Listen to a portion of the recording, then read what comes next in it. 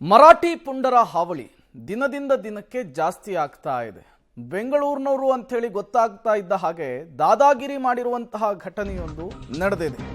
ಮರಾಠಿ ಪುಂಡರ ಈ ಗೂಂಡಾಗಿರಿ ಮುಂದುವರೆದಿದೆ. ಖಾಸಗಿ ಗೂಡ್ಸ್ ವಾಹನದ ಮೇಲೆ ಕಲ್ಲು ತೂರಾಟವನ್ನು ನಡೆಸಿದ್ದಾರೆ, ಚಾಲಕನ ಮೇಲೆ ಹಲ್ಲೆ ನಡೆಸಿದ್ದಾರೆ. ಮಹಾರಾಷ್ಟ್ರದ ಕರ್ಮಳಾ ಬಳಿಯ ಹೆದ್ದಾರಿಯಲ್ಲಿ ಘಟನೆ ನಡೆದಿರುವಂತಹದ್ದು. ನೆಲಮಂಗಲ ಲಾರಿ ಚಾಲಕ ಅಫ್ಸರ್ ಅಹಮದ್ ಮೇಲೆ ಹಲ್ಲೆ ಆಗಿರುವಂಥದ್ದು. 40ರಿಂದ 50 ಜನ ಪುಂಡರು ದಾಳಿಯನ್ನು ನಡೆಸಿದ್ದಾರೆ ಅನ್ನೋದು ಗೊತ್ತಾಗ್ತಾ ಇದೆ. ಹಲ್ಲೆಯ ಬಳಿಕ ಲಾರಿಯನ್ನು ಬಿಟ್ಟು ನೆಲಮಂಗಲಕ್ಕೆ ಲಾರಿ ಚಾಲಕ ಬಂದಿರುವಂತಹದ್ದು.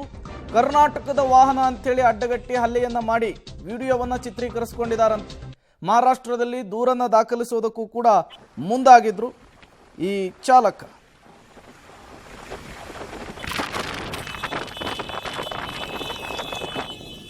क्या चाहिए बोल, क्या चाहिए बोल,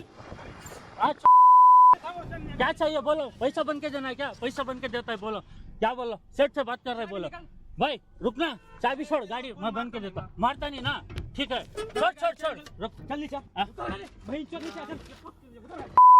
भाई गाड़ी में कहता है भाई, ए रुकना, मारना मत, नीचे ए रुकना भाई, ए हैंडीकैप है भाई, हैंडीकैप है भाई, ए भाई हैंडीकैप है, हैंडीकैप है भाई,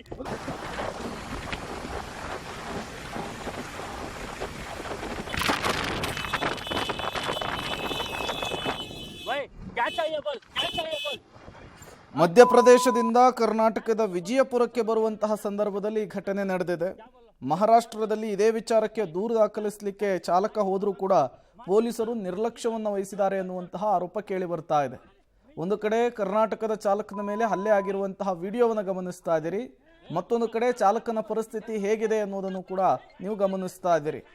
ಈ ಮೂಲಕ ಮರಾಠಿ ಪುಡಾರಿಗರ ಕಿರಿಕು ಮತ್ತೆ ಮತ್ತೆ ಜಾಸ್ತಿ ಆಗ್ತಾ ಇದೆ.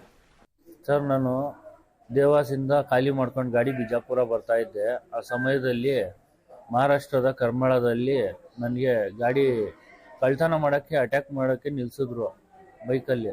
ನಾನು ಗಾಡಿ ಅಲ್ಲಿಂದ ತಪ್ಪಿಸ್ಕೊಂಡು ಬರೋ ಟೈಮಲ್ಲಿ ಅವರೆಲ್ಲ ಚೇಸ್ ಮಾಡ್ಕೊಂಬಂದು ನನಗೆ ತುಂಬ ಹೊಡೆದಿದ್ದಾರೆ. ಮತ್ತು ಇನ್ನೊಂದೇನು ವಿಷಯ ಅಂದರೆ, ಕರ್ನಾಟಕದ ಗಾಡಿ ಅಣ್ಣಂಗೆ ಹೊಡೀರಿ ಅಂತ ಹೇಳಿ, ಅಣ್ಣಕ್ಕೂ ಮಾರೋ ಅಂತ ಹೇಳಿ ಬೇಜಾನ್ ಹೊಡೆದು ಗಾಡಿ ಎಲ್ಲ ಹೊಡೆದಾಕಿ ಗ್ಲಾಸ್ ಎಲ್ಲ ನನಗೆ ಕಲ್ಲು ದಪ್ಪ ಕಲ್ಲಿಂದ ಹೊಡೆದು ಎಲ್ಲ ಇದು ಮಾಡಿದ್ದಾರೆ. ಎಷ್ಟು ಗಂಟೆಗೆ ಆಗಿದ್ದು? ಇದು ಸುಮಾರು 1:30 ಟೈಮಲ್ಲಿ ನಿನ್ನೆ. ಕರ್ನಾಟಕ ಗಾಡಿ ನೋಡಿ? ಹೌದು, ಕರ್ನಾಟಕದ ಗಾಡಿ ಅಂತ ಕೇಳ್ತಾರೆ ನನಗೆ. ಅಣ್ಣ ಯಾವ ಊರು ಅಂತಾರೆ, ಬೆಂಗಳೂರು ಅಂದ್ರೆ ಹೊಡಿತಾರೆ, ಹೊಡೀರಿ ಇವನಿಗೆ ಕರ್ನಾಟಕದವನು ಅಂತಾರೆ. ಎಷ್ಟು ಜನ ಇದ್ರು? ಎಲ್ಲ ಒಂದು 40-50 ಜನ ಇದ್ರು. ಎಲ್ಲ ಅವ್ರು ಕುಡ್ದಿದ್ರು ಅವರು ಫುಲ್ಲು. ನೀವು ಹೇಗೆ ಬಂದ್ರಿ ಇಲ್ಲಿಗೆ? ನಾನು ಅಲ್ಲಿ ನಮ್ಮ ಅಣ್ಣ ಅಲ್ಲಿ ಹತ್ರದಲ್ಲಿ ಇನ್ನೊಂದು ಗಾಡಿ ಓಡಿಸ್ತಾರೆ, ಅವ್ರಿಗೆ ಪೊಲೀಸ್ನವ್ರಿಗೆ ಫೋನ್ ಮಾಡಿದ್ಮೇಲೆ ಅವ್ರು ಬಂದು ನನಗೆ ಬಸ್ಸಲ್ಲಿ ಕುಂಡ್ರಿಸಿ, ನನಗೆ ಎದ್ದೊಳಕ್ಕೂ ಆಗಲ್ಲ, ಅವರೇ ಎತ್ಕೊಂಡ್ಬಂದು ಬಸ್ಸಲ್ಲಿ ಹಾಕ್ಬಿಟ್ಟು ಇಲ್ಲಿ ಕಳಿಸಿದ್ದಾರೆ. ಇಲ್ಲಿ ಬಂದು ಈಗ ಮಹಾರಾಷ್ಟ್ರದ ಪುಡಾರಿಗಳು ಹಂಗೆ ಮಾಡಿದ್ರು ಅಂಥೇಳಿ ನಾವು ಹಾಗೆ ಮಾಡೋದಕ್ಕಾಗುತ್ತಾ? ನಾವು ಹಾಗೆ ಮಾಡಿದರೆ ಗಡಿಯಲ್ಲಿ ಜನಸಾಮಾನ್ಯರು ತಂಪಾಡಿಗೆ ತಾವಿರೋರು ಓಡಾಡೋದಕ್ಕಾಗುತ್ತಾ ಹೇಳಿ? ಬಟ್ ಈ ಮರಾಠಿ ಪುಡಾರಿಗಳ ಹಾವಳಿ ಮಾತ್ರ ವಿಪರೀತವಾಗ್ತಾ ಇದೆ. ಅದಕ್ಕೆ ಲಗಾಮ್ ಹಾಕುವಂತಹ ಕೆಲಸವನ್ನು ಅಲ್ಲಿರುವಂತಹ ಸರ್ಕಾರಗಳೇ ಮಾಡಬೇಕು. ಇಲ್ಲಾಂದರೆ ಎರಡೂ ರಾಜ್ಯಗಳ ನಡುವಿನ ಈ ಸ್ನೇಹ ಮತ್ತು ಬಾಂಧವ್ಯಕ್ಕೆ ಧಕ್ಕೆ ಆಗುವಂತಹ ಸಾಧ್ಯತೆಗಳು ಕೂಡ ಇರುತ್ತೆ.